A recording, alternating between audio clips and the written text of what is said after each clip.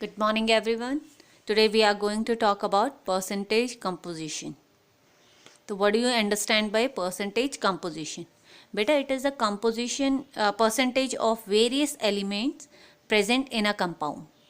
For example, if I talk about carbon dioxide, so in carbon dioxide what is the percentage of carbon? या फिर oxygen का carbon dioxide में क्या percentage है, उसी को हम कहते हैं percentage composition. For calculating the mass percentage of various element we use the formula mass percentage of an element. यहाँ लिख लेते हैं ऑफ एन एलिमेंट. हम निकालेंगे बच्चों by using the formula that is mass of an element in a compound divided by mass of compound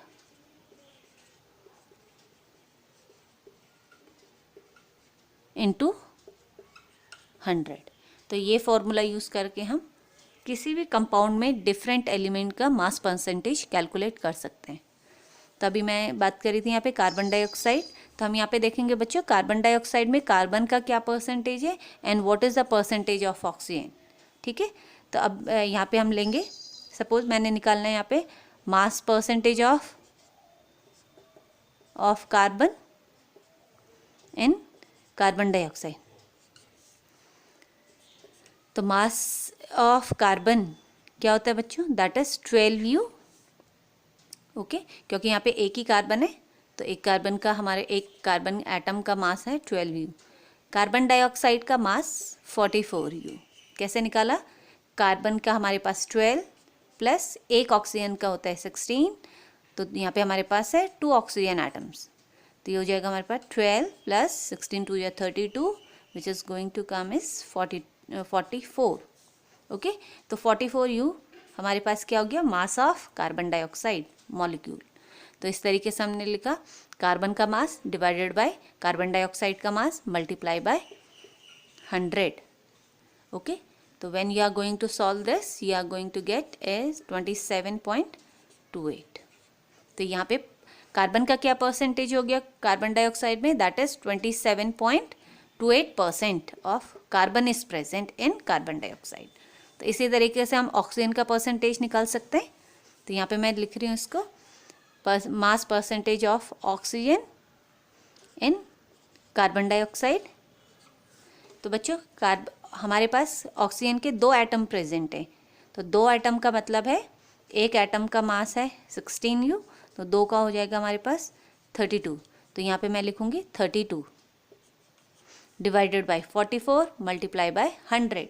तो यहाँ पे हमारे पास क्या परसेंटेज आ रहा है बच्चों, तो when I am going to solve it I will get, इसका कार्बन का परसेंटेज मैं यहाँ पे लिख रही हूँ. कार्बन का हमें कितना मिला था, कार्बन का हमें मिला बच्चों 27.28. अब जब हम ऑक्सीजन का परसेंटेज कैलकुलेट कर रहे हैं तो I am going to get here is 72.72%. तो इस तरीके से मुझे ऑक्सीजन का परसेंटेज मिल गया कार्बन डाइऑक्साइड में. The alternative method for calculating the mass of oxygen, हम एक और मेथड यूज़ कर सकते थे. देखो बच्चों हम बात कर रहे हैं परसेंटेज की, इसका मतलब हम आउट ऑफ 100 की बात कर रहे हैं. ठीक है, तो यहाँ पे मेरे पास कार्बन डाइऑक्साइड का परसेंटेज मुझे इतना मिल गया था. तो this I am going to minus it from 100. जब मैं इसको सॉल्व कर रही हूँ तो मेरे पास यहाँ पे डायरेक्ट ऑक्सीजन का मास परसेंटेज मिल जा रहा है. Is it clear to you? Okay okay बच्चों, अब आप खुद से ट्राई करेंगे. पहले मैं दे रही हूँ वाटर में हाइड्रोजन एंड ऑक्सीजन का कंपोजिशन आपको निकालना है, मास परसेंटेज निकालना है. C6H12O6 ग्लूकोज मॉलिक्यूल है, इसमें आपने कार्बन हाइड्रोजन एंड ऑक्सीजन का मास परसेंटेज निकालना है. थर्ड में आपको दे रही हूँ NaCl, NaCl में Na का एंड Cl का मास परसेंटेज निकालना है. Okay. Now next topic is empirical formula. तो बच्चों एम्पिरिकल फार्मूला क्या होता है? किसी भी कंपाउंड में जो वेरियस एलिमेंट्स प्रेजेंट होता है उनका सिंपल होल नंबर रेशियो कहलाता है एम्पिरिकल फार्मूला. ओके. तो we can say that it represents the simple whole number ratio of various elements present in a given compound. For example मैं glucose की बात करती हूँ. ग्लूकोज को हम लिखते हैं बेटा, इसका केमिकल फार्मूला आता है C6H12O6. अगर मैं यहाँ से देखो आपको दिख रहा है, यहाँ से हम 6 कॉमन ले सकते हैं. जब मैं यहाँ से 6 कॉमन ले रही हूँ तो आई एम गेटिंग CH2O. तो हमारे पास यहाँ पे CH2O 6 मैंने यहाँ से कॉमन ले लिया, तो I am getting this formula. And this is what? This is empirical formula of glucose. Is it clear to you? तो एम्पिरिकल फार्मूला क्या है बच्चों? हमारे पास ग्लूकोज में carbon, hydrogen and oxygen 3 type के एलिमेंट्स प्रेजेंट है. और अगर मैं इनका सिंपल होल नंबर रेशियो निकालूं तो मेरे पास 1:2:1 का रेशियो आ रहा है. ठीक है. और इससे हम बना रहे हैं empirical formula. So here I can say that empirical formula is, it is simple whole number ratio of various element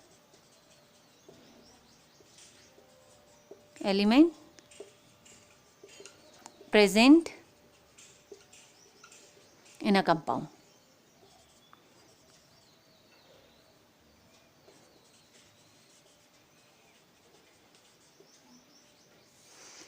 okay. बच्चों अगर आपको डिफरेंट एलिमेंट्स का परसेंटेज कंपोजिशन पता हो तो आप उस परसेंटेज कंपोजिशन से एम्पिरिकल फार्मूला फाइंड आउट कर सकते हो. ठीक है. और एम्पिरिकल फार्मूला से फिर हम मॉलिक्यूलर फार्मूला किस तरीके से निकालते हैं ये न्यूमेरिकल में आपको सीखना है. तो this is very important part of this chapter. Numerical based है बच्चों, तो इसको ध्यान से समझिएगा.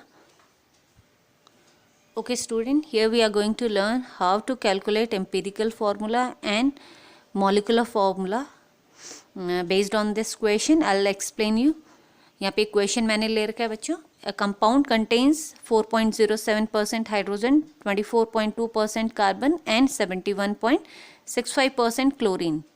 इसका molecular mass आपको दे रखा है कंपाउंड का इतना. ठीक है. तो what you have to find out here, empirical formula and molecular formula आपको कैलकुलेट करना है. तो इसका सॉल्यूशन हम बहुत इजी तरीके से सीखने वाले हैं. सबसे पहले हम एक टेबल फॉर्म करेंगे बच्चों. यहाँ पे एलिमेंट्स, आई एम राइटिंग ये elements.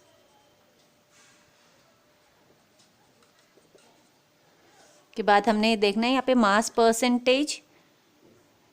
Percentage of various elements are given to you. तो मास परसेंटेज के लिए नया नेक्स्ट कॉलम हम बनाएंगे. Then atomic masses,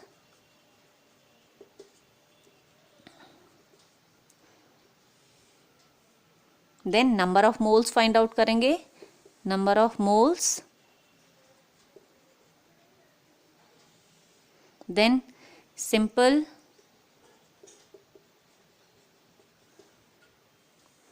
molar ratio,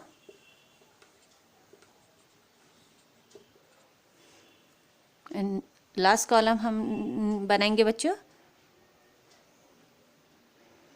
यहाँ पे सिंपल मोलर रेशियो और यहाँ पे राउंड ऑफ करके सिंपल रेशियो. सिंपलेस्ट रेशियो लिखते हैं, सिंपलेस्ट रेशियो. तो इस तरीके से हम कॉलम बनाएंगे एंड अपने क्वेश्चन को सॉल्व करेंगे. तो सब यहाँ पे देखेंगे बच्चों, क्वेश्चन में हमें कितने टाइप के एलिमेंट्स दे रखे हैं. हमें दे रखा है हाइड्रोजन, कार्बन दे रखा है एंड क्लोरीन दे रखा है. तो we are given 3 types of element. तो यहाँ पे मैं इनके सिंबल लिख रही हूँ, हाइड्रोजन, कार्बन एंड क्लोरीन.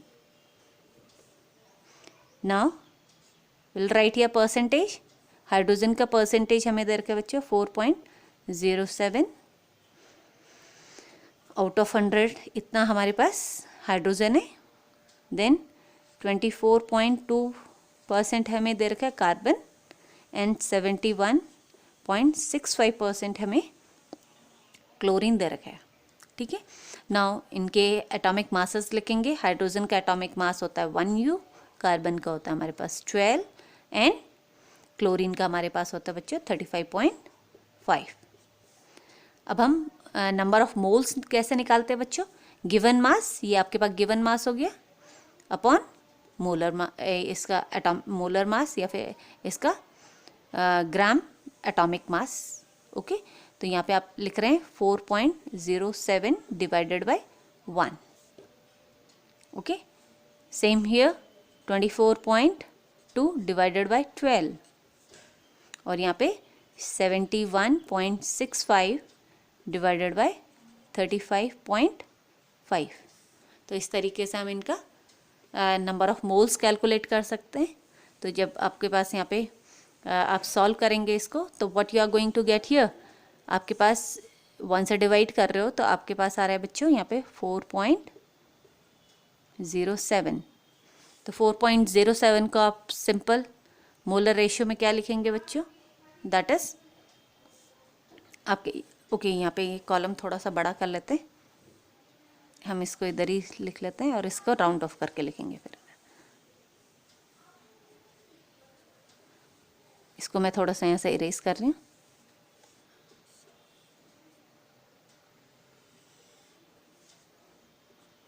इसका सोल्यूशन यहीं पे लिख रही हूँ। तो मेरे पास 1 से डिवाइड करके आ रहा है 4.07।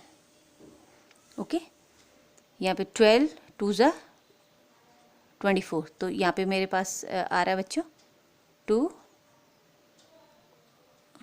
Point around 2। ठीक है, और इसको सॉल्व करके हमारे पास आ रहा है 71.65 को 35 2 ज़ा,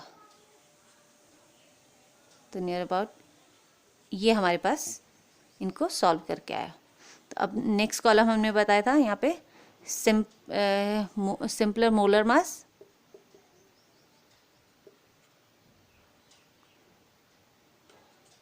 मोलर मास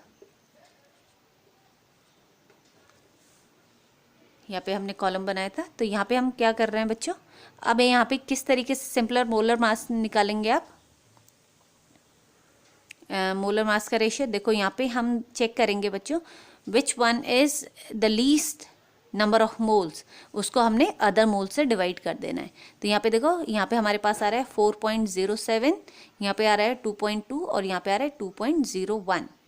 ओके, तो हम हमारे पास लीस्ट नंबर ऑफ मोल्स आ रहे हैं 2.01। तो अदर नंबर ऑफ मोल्स को हम डिवाइड करेंगे by this number of moles से। तो यहाँ पे हमारे पास आएगा 4.07 डिवाइडेड बाय 2.01, इसी तरीके से 2.2 डिवाइडेड बाय 2.01 और यहाँ पे 2.01 डिवाइडेड बाय हमारे पास 2.01। ओके, जब हम इसको डिवाइड कर रहे हैं बच्चों, ऑलमोस्ट हमारे पास यहाँ पे क्या आ जा रहा है, राउंड ऑफ करने के बाद मैं लिख रही हूँ। ओके, यहाँ पे 2.12 के आसपास हमारे पास इसका आंसर आ रहा है। यहाँ पे ऑलमोस्ट 1 और यहाँ पे 1, इस तरीके से हमारे पास सॉल्यूशन आ रहा है। And in the last column just drag it little bit.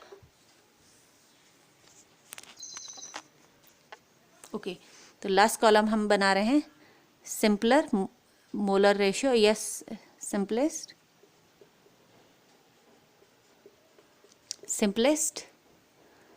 Ratio. Simplest ratio यहाँ पे हमारे पास डेसिमल में है, तो इसको राउंड ऑफ कर देंगे बच्चों। तो हमारे पास आ रहा है राउंड ऑफ करने के बाद 2, यहाँ पे ये 1 है और ये है 1। तो अब हम लिखेंगे बच्चों एम्पिरिकल फॉर्मूला।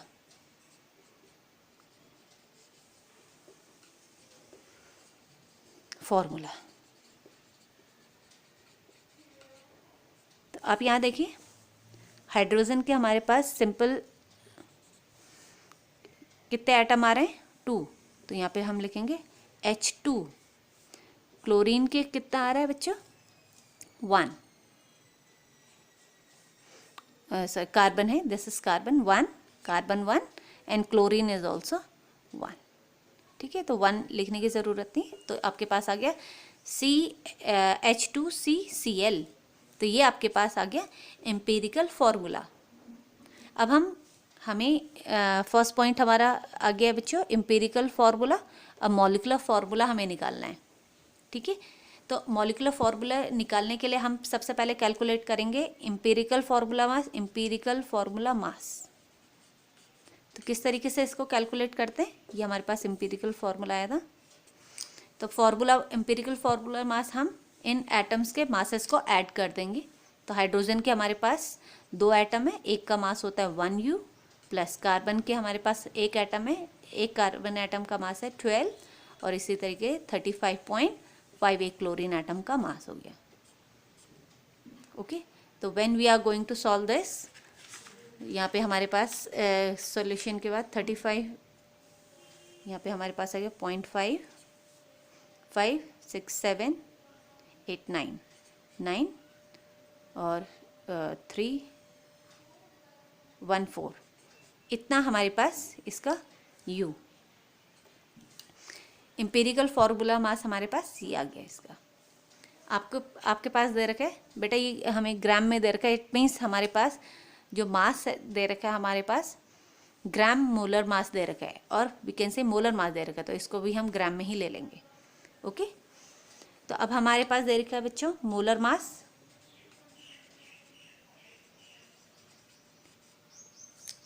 दे रखा है मॉलिक्यूल का, और मॉलिक्यूलर मास दे रखा है हमारे पास 98.96 ग्राम. इतना इसका हमारे पास कंपाउंड का मॉलिक्यूलर मास दे रखा है. अब हमने यहाँ पे फाइंड आउट करना है N. तो व्हाट इज N? N हमारे पास होता है बच्चों यहाँ पे molecular formula mass,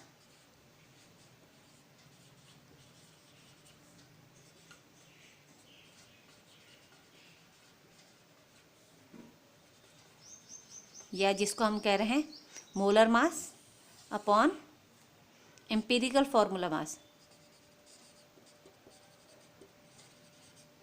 formula mass, इससे हम N की वैल्यू निकालेंगे. ओके, तो ये I am going to wipe this.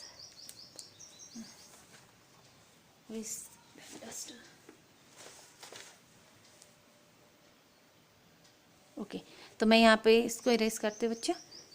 यहाँ पे हम N वैल्यू निकालेंगे. हमारे पास एम्पिरिकल फार्मूला मास ही आ गया, N मोलर मास ही आ गया. तो यहाँ से हम N की वैल्यू निकाल रहे हैं. तो N इज इक्वल्स टू 98.96, और यहाँ पे हमारे पास है 49.5. When we are going to solve this, almost हमें यहाँ पे 2 मिल रहा है. तो N की वैल्यू हमारे पास बच्चों आ गई 2. ओके, तो यहाँ से हम फाइंड आउट करेंगे बच्चों मॉलिक्यूलर फार्मूला. तो यहाँ पे हमारे पास मॉलिक्यूलर फार्मूला होता है,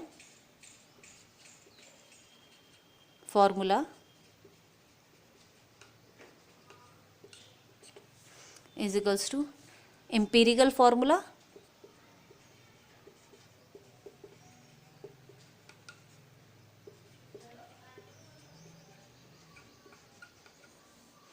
इनटू N. तो ये फॉर्मूले का यूज़ करके हम मॉलिक्यूलर फार्मूला कैलकुलेट करेंगे, निकालेंगे. तो अब हम यहाँ पे देख रहे हैं बच्चों, हमारे पास एम्पिरिकल मॉलिक्यूलर फार्मूला